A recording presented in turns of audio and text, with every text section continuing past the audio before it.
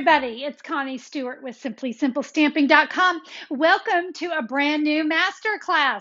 It is the beginning of May 2021, and during this month, I'm going to be featuring for my masterclass stamping techniques. Let's learn some amazing techniques. I'm going to kick it off with a fabulous video today. We're going to focus on background stamping. All right, so some really great bases for your cards. I've got 12 different ideas for you. I think you're going to learn something new today, and I'm sure it's going to spark some more ideas and inspiration as well. So let's head over to my stamping table and we're going to get started. So today's video is just going to focus on stamping backgrounds, okay? So the first one I want to start with is what I'm going to call your basic, good old, this is your go-to stamping background. I have got a Versamark pad, and in this case, I have a Blushing Bride ink pad, and that's because I'm going to be stamping on a piece of Blushing Bride cardstock. So I want to share with you two different looks these two ink pads will give you. I'm going to use my Forever and Always stamp set, and we're going to take that really fabulous flower. So I'm going to start with my Versamark ink pad. Now, what this is going to give you is what I like to call a watermark look.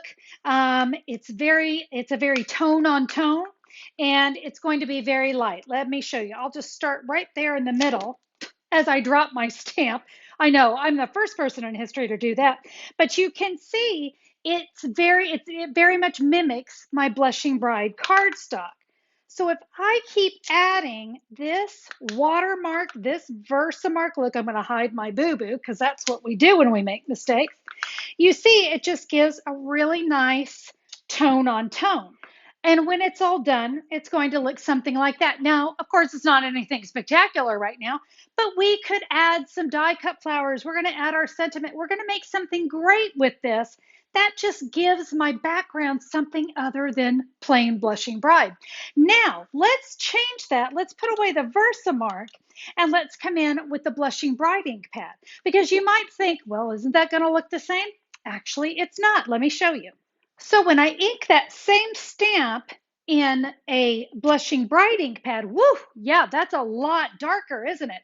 That's truly tone on tone. So yes, we can, if you want the background image to be a little bit darker, go ahead and use the exact same color as your cardstock. Remember, Blushing Bride ink pad, Blushing Bride cardstock, and this is what we're going to get.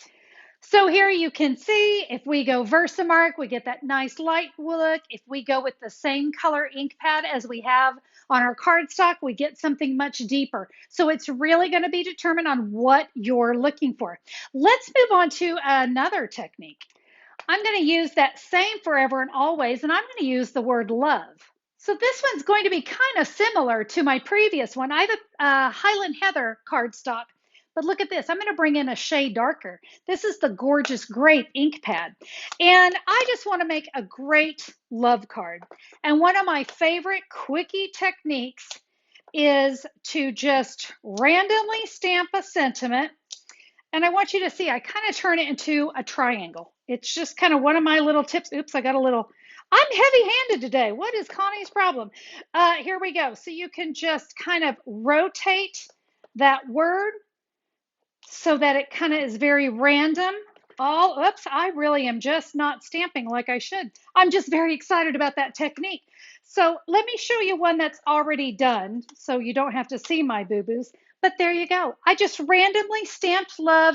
Now I could add a heart or some of the flowers and the leaves from that stamp set. I've also got some other sentiments that I could add as well. Let's change this up just a little bit. So I'm going to take that same word love and I'm going to stamp it here at an angle. I love doing things at an angle because then it doesn't matter if I got it straight. Now I can go right alongside that and I'm going to stamp love again. I'm going to ink it up. Now I'm going to come to the left and do that again. Now, look at this. I'm just going to kind of come right in between. And this is just going to give me a really nice background. Now, rather than keep doing it, let me show you what it looks like. It looks something like that. I love this one. No pun intended that I love it. But I do love that I've kind of got a nice little, it almost looks like background paper or a designer paper that I've just stamped my sentiment. So another really great way to create a fantastic background image. Let's do another. Stencils are a fabulous way to create a background. I love these. And I'm going to share with you two different ways that you can do this one. Now, the first tip I have when you're working with stencils is to go ahead and cut your cardstock a little bit bigger than what you plan on it being. So this piece is cut 4 inches by 5 1/4 because my finished one, I actually want it to be 3 3/4 by 5.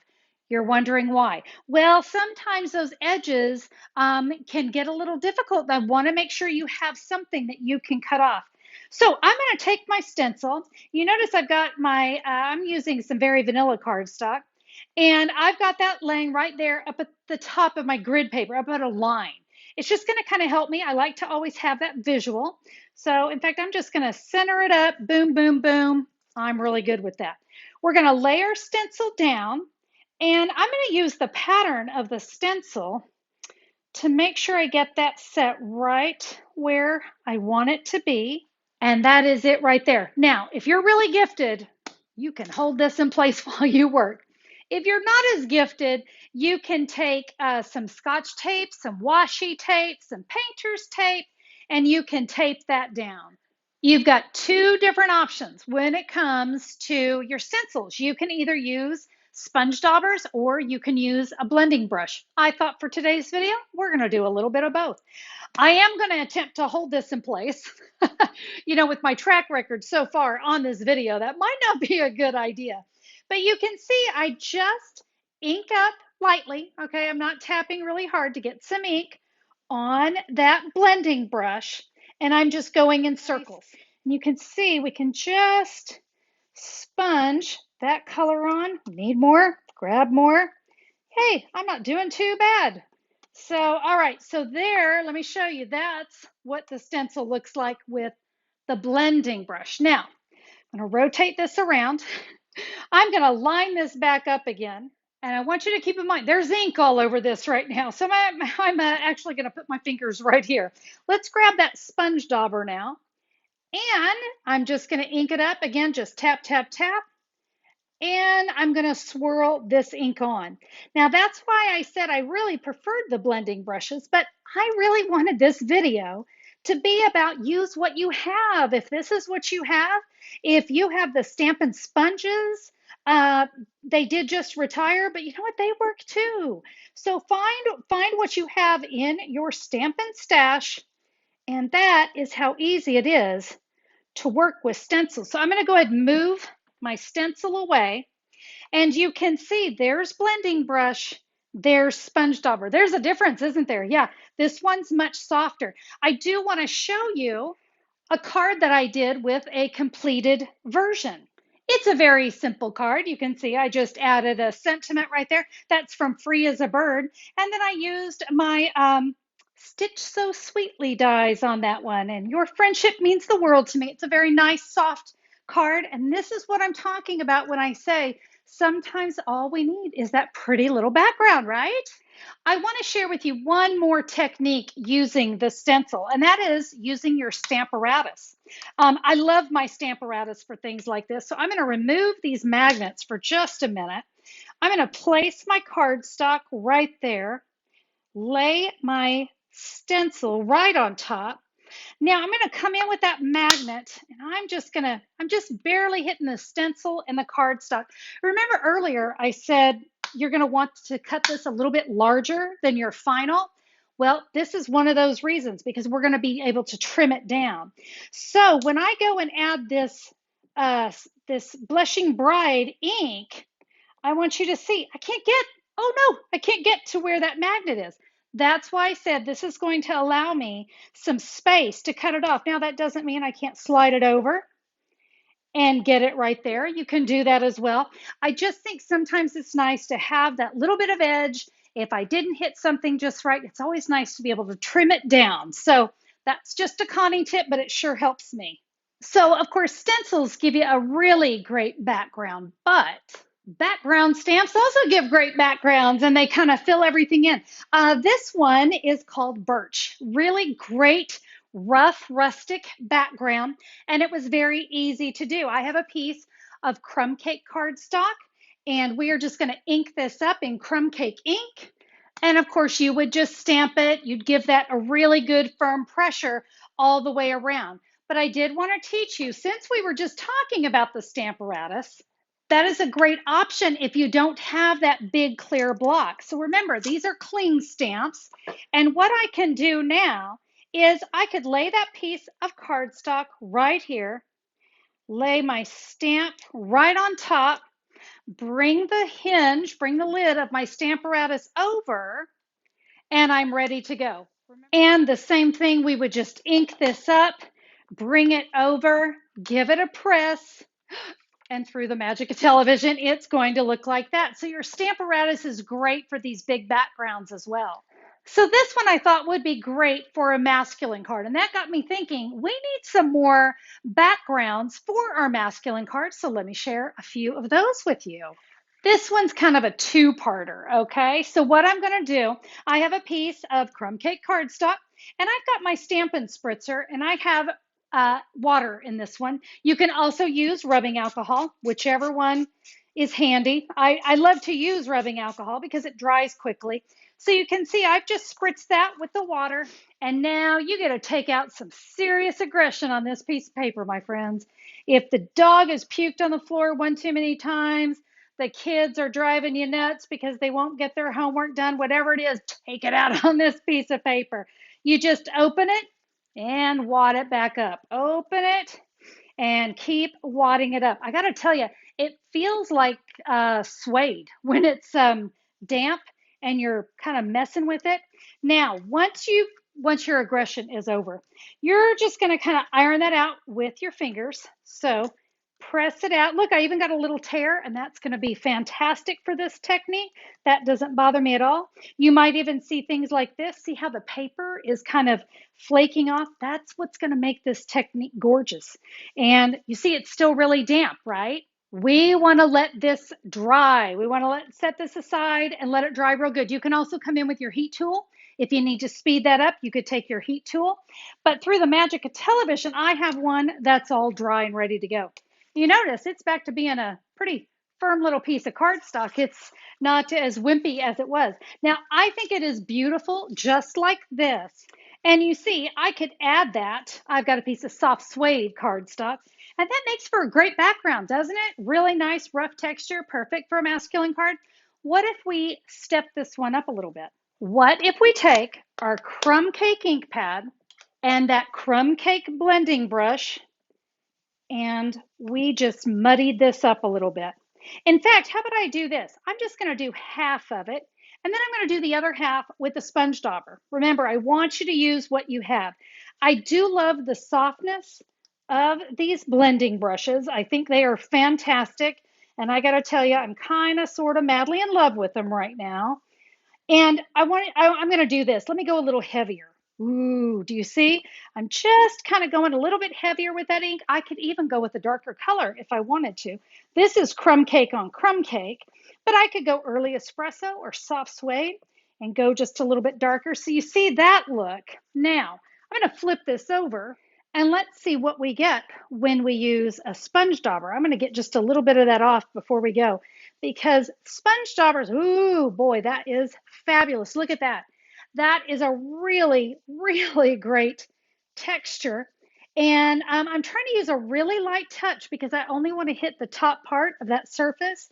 Can you see what a great background this is going to be for masculine cards? So there's my blending brush. Kind of looks like leather, right? There's something that's a little bit rougher. Almost looks like, I don't know, an old map or something, maybe an old piece of paper. So you could use your sponge daubers or your blending brushes and you're going to get a very different look, but it's perfect for a masculine card like this one. So here's one. I decided to do a coffee because adulting is hard, and I just used that paper there. Do you see I even kind of curled up the edges makes for a great background. And I thought it kind of lent itself nicely to coffee. And so a really great coffee card for a guy. So there you go. There's a couple different ways you can use that crumpled up cardstock technique. Since I am in such a crumb cake mood, I'm going to share another one. And this is another one I really like for guys. And I'm going to show you again two ways. I'm going to start with the sponge dauber. And this is just a simple sponging technique. Now, on crumb cake, it's going to have a real old world feel to it. So can you see I'm just lightly sponging and hitting the edges. I want to hold on to that cardstock real tight so I can just get those edges. You can even come along with your sponge dauber and hit the edges. Now, once some of that ink is off and it's getting a little bit lighter, one of my favorite things on this type of project is to just really lightly sponge on some color. And here in the corners, I like to get just a little bit heavier, okay? Just like that. Again, it's just going to have that old world feel. We can do the same thing here with our blending brushes. I'm just holding on tight to it. You can see it goes a little bit faster with those blending brushes too. And then I can come in and just give those edges and really soften them up. Now, through the magic of television, that's what it looks like when it's done. So this piece of cardstock is ready. I can add a really great masculine stamp set and add some layers to that, but I've given it that old world feel. I just have to share with you one of my favorite techniques. And when I said I like you to use what you already have, guess what?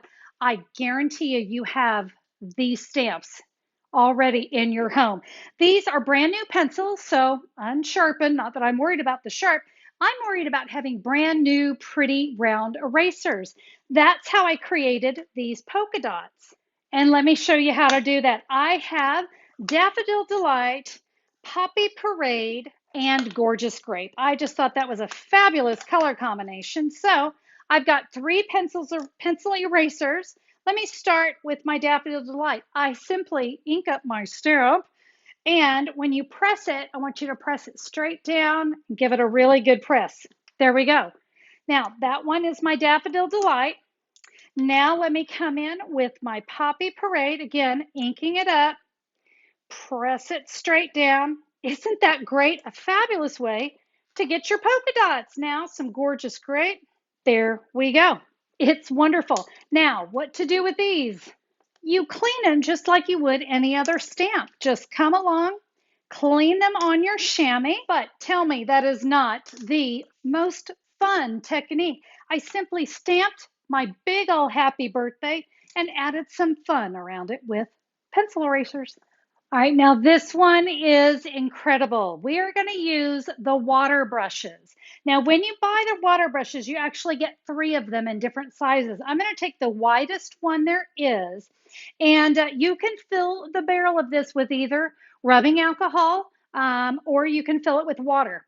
I told you, I really do love to use the rubbing alcohol because of how quickly it dries. I do want to make one quick comment about the water painters. You're so used to unscrewing something righty-tighty, lefty-loosey, it's backwards.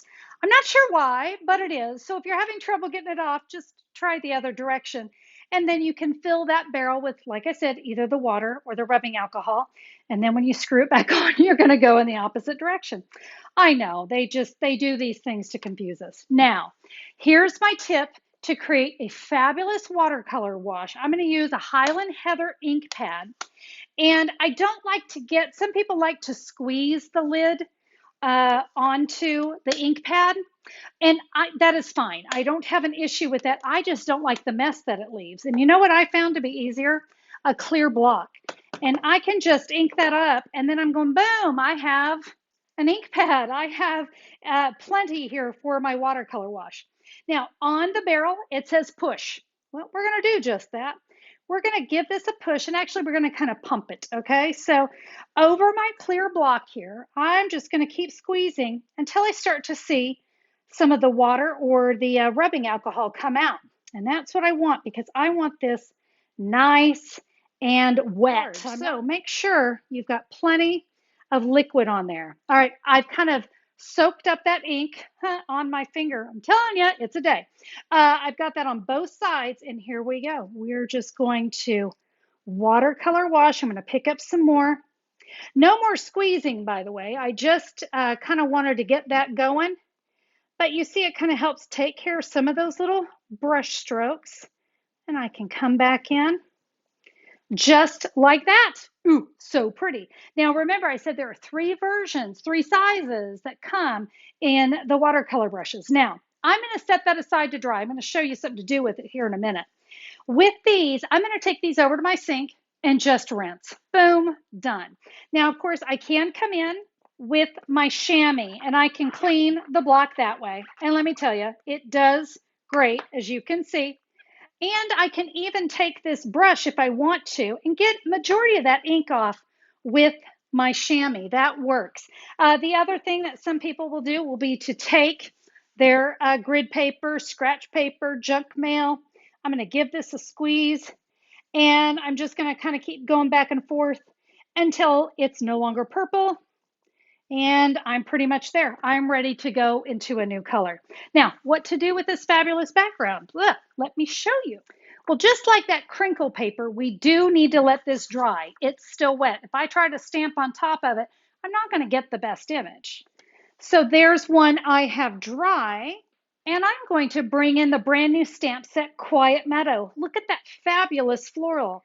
I'm going to ink that up in my gorgeous grape just because I wanted something a little bit darker than what I originally watercolored. We're going to stamp that right here. And then that stamp set has this fabulous thinking of you. And then I can simply layer that onto, I've got a gorgeous grape cardstock base and then a Highland Heather layer. And then that fabulous watercolor wash right on top. Easy background, you guys. All right, last technique. Okay, I think you're going to like this one. This technique is called the Bouquet Technique. I hope I'm pronouncing that correctly. I've shared this one in a previous video, but I really want to focus on how you can use this for a really great background. So my color choices, Highland Heather, Soft Sea Foam, and Petal Pink. And then you're going to need your Whisper White craft pad. Let me show you this gorgeous technique. By the way, you notice I have a sponge dauber for each one of these colors. Now, just like before, you could also use your blending brushes, but I have to tell you, when it comes to the part that we're going to do with the Whisper White, you kind of have to have a sponge dauber. So I'm going to focus on sponge daubers with this technique. I'm going to start with the Petal Pink. I'm a tap off first kind of girl because I just don't like my colors to come out too strong. We're just going to sponge some of the Petal Pink here onto a piece of basic white cardstock. Here's the thing, there's no right or wrong with this technique, and that's what I love about it. Let's bring in Highland Heather, and now we're going to add some gorgeous purple tones. And if these two touch, that's perfect. I don't mind that a bit. So we can just kind of swirl this in. This is where I said this technique is super forgiving. We can just add our colors right here. And now with that soft sea foam, I'm just going to fill in anything that's left. And you can see this is a very fast technique, but boy, it's beautiful. I know you're going, Connie, not so much. Sorry, I know. Right now, not so beautiful. I'm 100% behind you there. But wait until we create the technique. So there we go. Hodgepodge, kind of a mess of colors. And now the magic, and that is the Whisper White craft pad. Now you might not know this about a Whisper White craft pad. This actually comes with a refill. You're going to get a refill. So we're going to ink that up with some of the white ink. And I'm just going to start, and I'm going to make the best perfect circle I can. Perfection is not necessary, but it does really help. And the white, you're going to want to go kind of thick, okay? So you're noticing I'm just kind of layering and layering. And do you see how that kind of tones it down? And then I can add more here. And you're going to add big circles and little circles. And if the little circles come right here and touch the big circle, look at this. I can just give that a press. Look at that. In fact, that works really good. So we can come in to get that circle kind of going. Let's try, oh, that works really, really well. So I'm tapping. Let's try tapping. Oh, there we go. So I started with the swirl, right, to get my circle going. And then I'm going to come in and tap. And that's what's going to give me, so swirl, swirl, swirl. That's what's going to give me that great bouquet look. And now I can kind of come in and do some of these really, see that sponge dauber, it's perfect for that because it's already the right size. If you've got a spot you feel is a little strong, not anymore. That is how we add that look. Let me show you a finished card. I think that card says fun. I'm telling you, I loved those soft colors. They definitely are kind of the nice color that goes along with the sweet ice cream stamp set. And you can see there's all that white bouquet going on. You do want to let this technique dry as well. So you're going to want to make the card or make the background. You're going to want to let that dry. Then you can create the card after it's good and dry. Oh my goodness, that was a lot of techniques, right? Oh, I hope that you found something new today. Now, if you have a technique that maybe I didn't mention here, leave me a comment below. I would love to hear your ideas. I tried to think of as many as I could, and I'm sure I missed dozens. So I am anxious to read your comments and hear what you have to say. Hey, if you like today's video, I would love a thumbs up on YouTube, and why not subscribe? I've got more ideas in my masterclass coming up all throughout May. You're not going to want to miss them. So click the great big red subscribe button. Thank you all so much for being here. Make it a fabulous day, and I look forward to stamping with you next time. Bye-bye.